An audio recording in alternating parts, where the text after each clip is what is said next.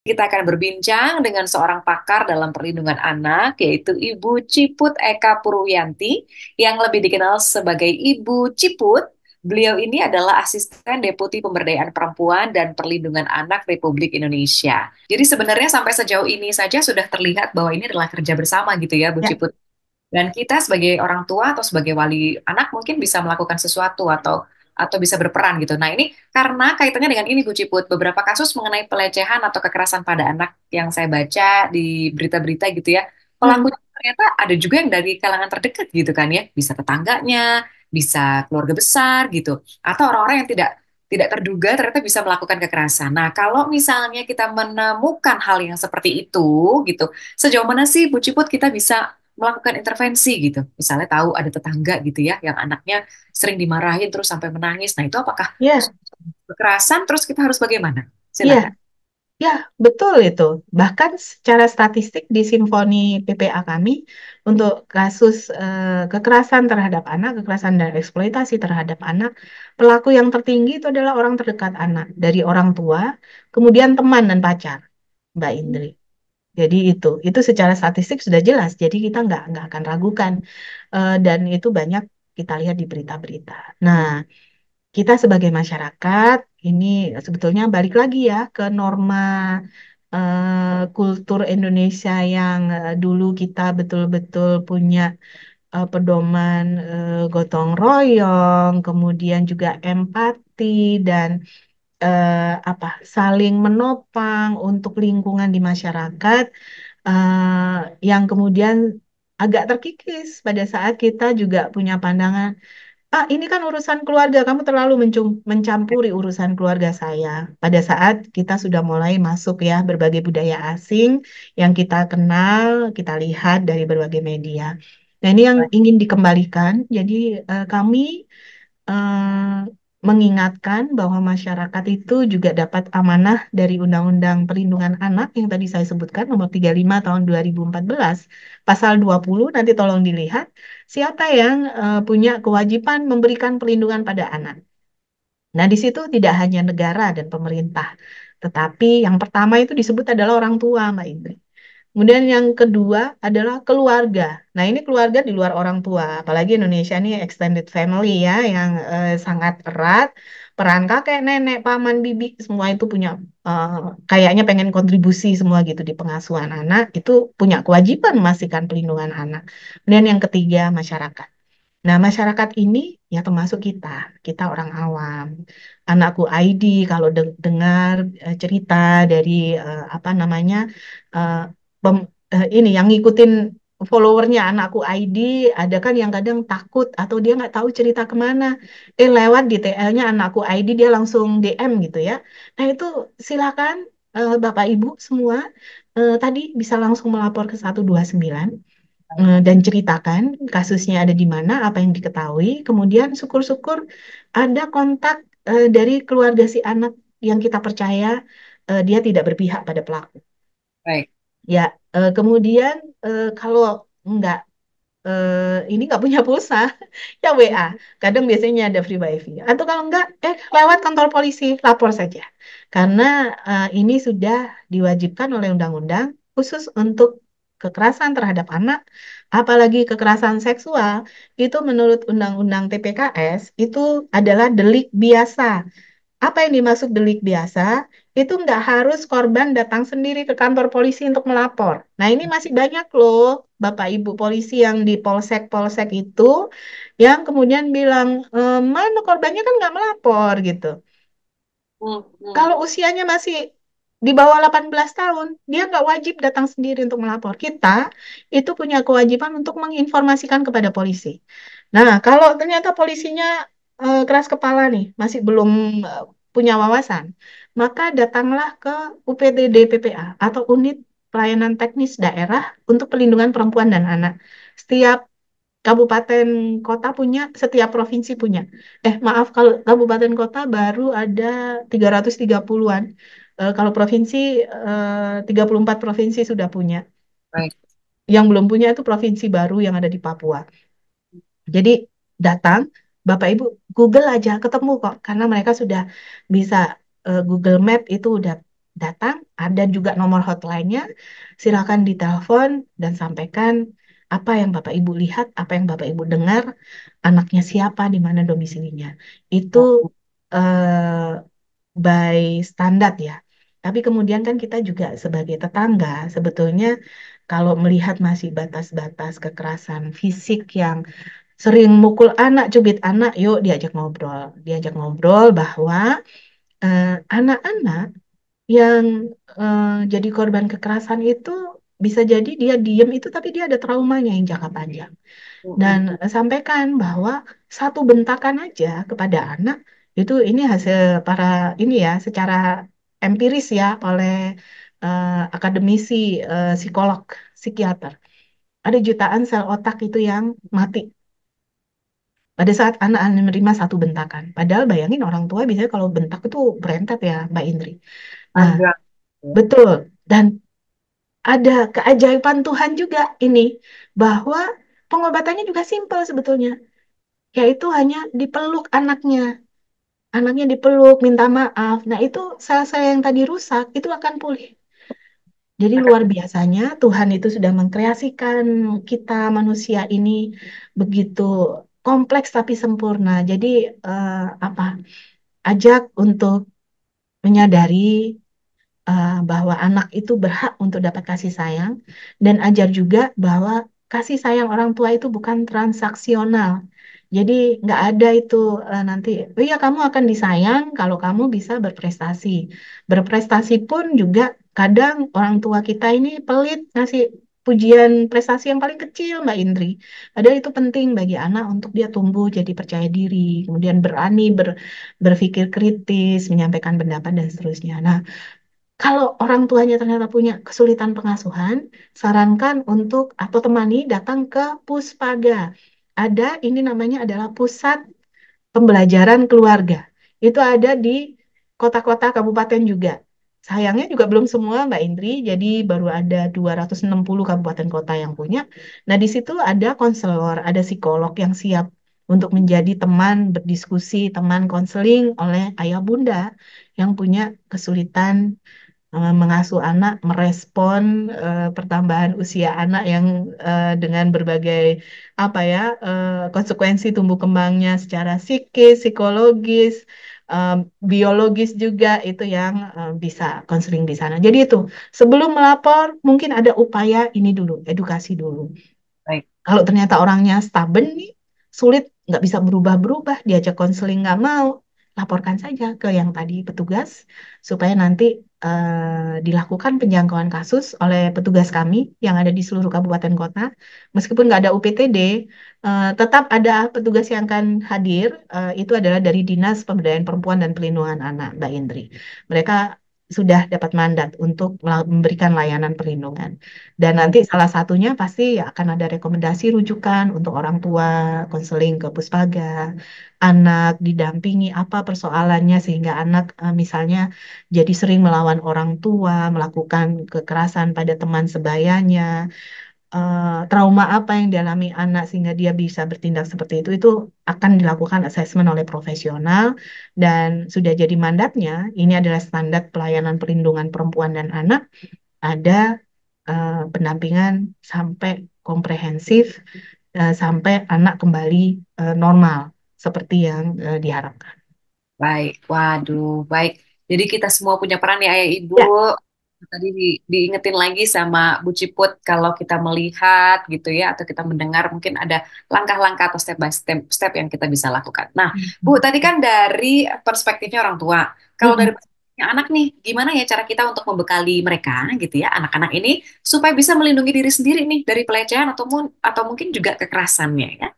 Ya, ini banyak sekali. Ada yang di ranah daring dan ranah luring itu berbeda. Jadi untuk yang pertama mungkin di ranah luring nih di kehidupan sehari-hari. Tapi sebetulnya ini juga nggak akan terpisah dengan gimana pola pengasuhan orang tua ya Mbak Indri ya. Sebagai contoh, tadi saya menyebutkan kasih sayang transaksional bagi anak. Ini banyak orang tua yang menganggap eh, untuk itu lucu loh anak itu. Jadi misalnya contoh aja di hari raya.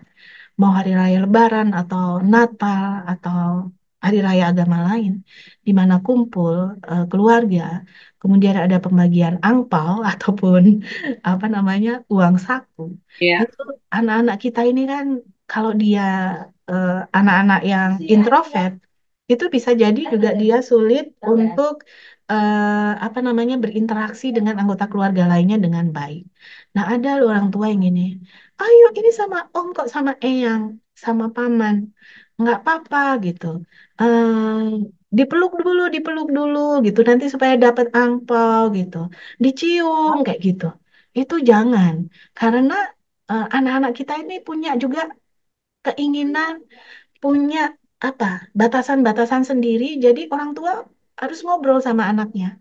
Benar Kenapa dek, misalnya kenapa dek kok nggak mau gitu, apa namanya salaman atau dipeluk. Dia merasa tidak nyaman, jangan dipaksa ya bunda. sekali. Karena ini pada saat dia kemudian menyadari, apalagi ada tadi, kalau dia mau dipeluk, dia mau dicium, dia dapat hadiah, dia dapat pujian. Ah, kalau kemudian ada orang asing, nah ini nyambung ke luring nih, di daring. Anak-anak yang mm, tanda kutip kurang kasih sayang, kemudian dia anak yang juga apa tidak introvert tapi ekstrovert, kemudian dia punya akses ke media sosial, dia curahkan semua perasaannya di media sosial dengan baik, dengan sangat lengkap, emosinya, harapannya, eh, apa ya, semua keluhannya.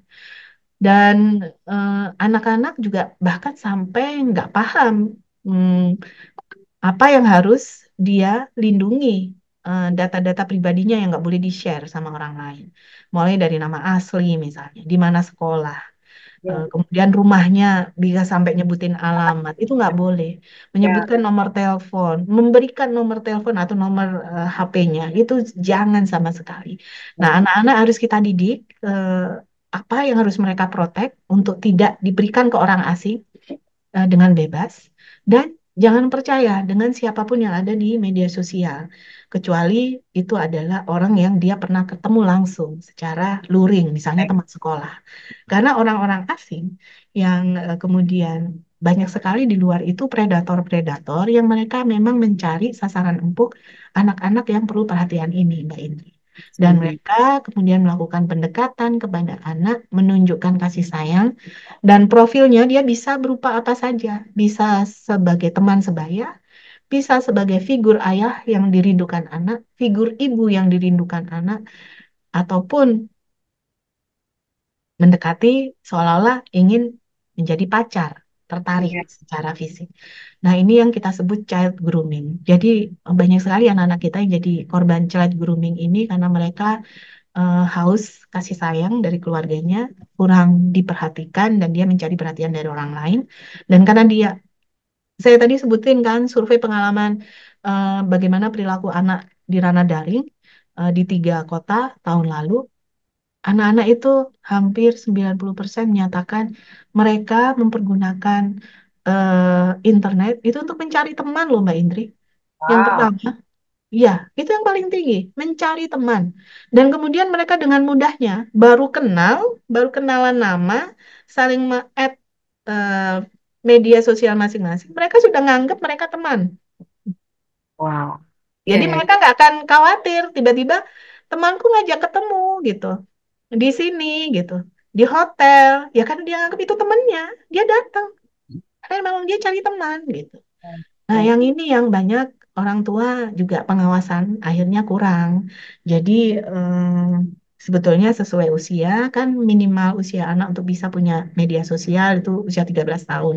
Ini adalah usia SMP ke atas. Yang secara psikologis memang ya mereka udah bisa mulai lepas atau bisa mulai lepas dari orang tuanya.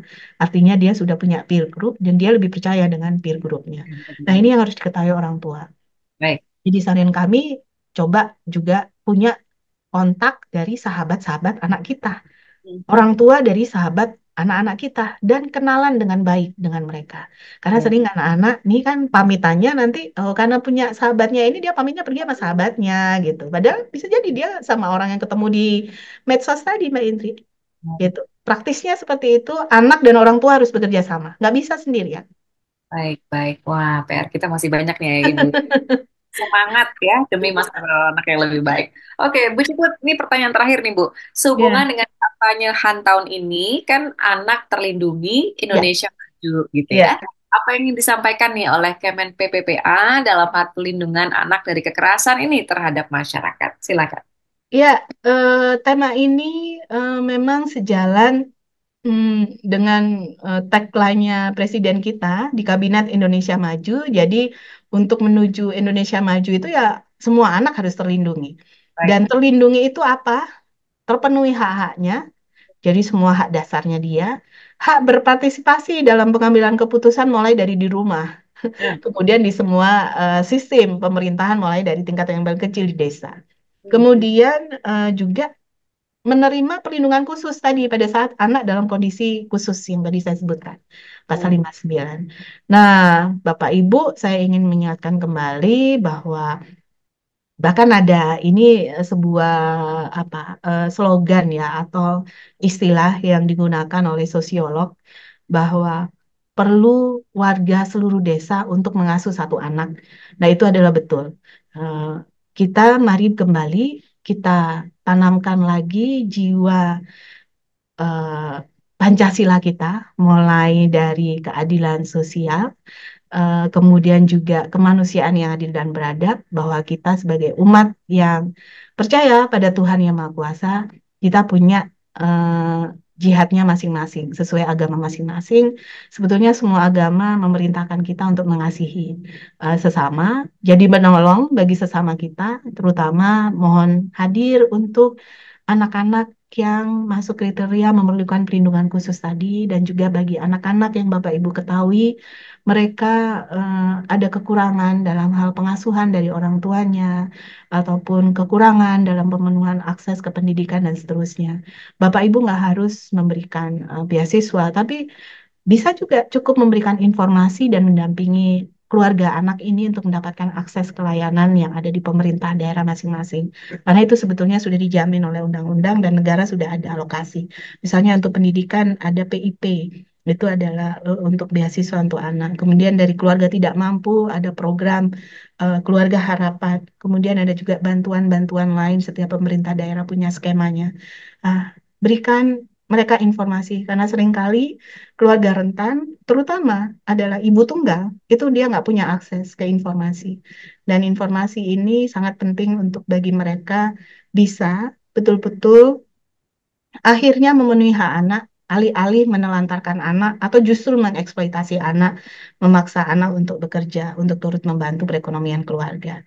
Jadi itu PR-nya, kita kembali ke budaya kita bangsa Indonesia yang peduli. Iya, saya setuju, Bu Ciput. Gotong royong ini jadi kunci sebetulnya Ya. ya. Jadi, mari ayah ibu kita bergandengan tangan bersama gitu ya untuk mewujudkan tadi perlindungan terhadap seluruh anak Indonesia sesuai dengan tema perayaan HAN tahun ini. Dengan berbagai cara yang kita bisa hadir untuk mereka, menyayangi mereka dengan setulus hati gitu ya.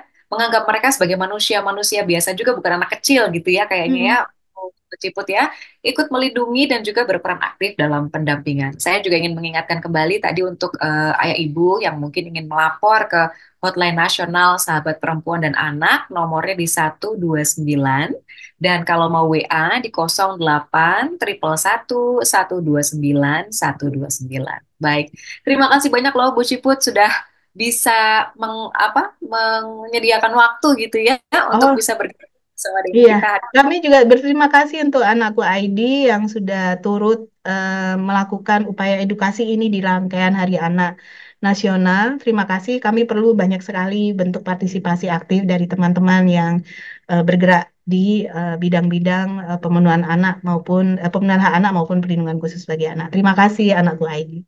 Terima kasih juga Ibu Ciput dan juga salam untuk teman-teman di Kemen PPA. Jangan lupa follow Instagramnya Anakku ID, ayah ibu semuanya, untuk informasi penting mengenai kesehatan dan juga tumbuh kembang anak. Kita akhiri dulu ya Bu Ciput, sampai ketemu lagi. Ya, Ayah ibu ya, terima kasih banyak terima sudah kasih. ketemu lagi lain waktu. Bye, selamat siang. Ya, Assalamualaikum. selamat Hari Anak Nasional.